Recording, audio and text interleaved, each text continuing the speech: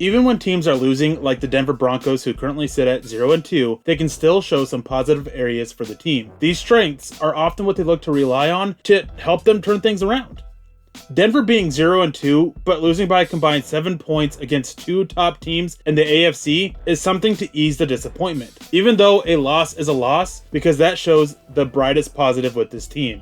There is no doubt that with all the injuries the Broncos have faced so far, they have fought hard to stay in the game they are playing. That resilience is why they lost both of those games by a combined 7 points and not even more.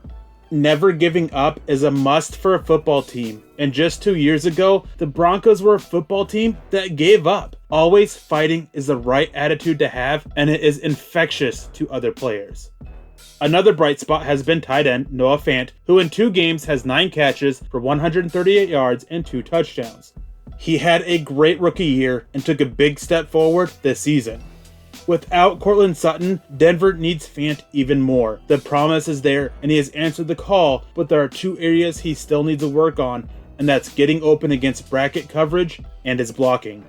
The third bright spot is left tackle Garrett Bowles. And let me start this by saying he has been far from perfect, but he is better and more consistent series to series than he was a year ago. This is a big relief for a line that has been struggling overall.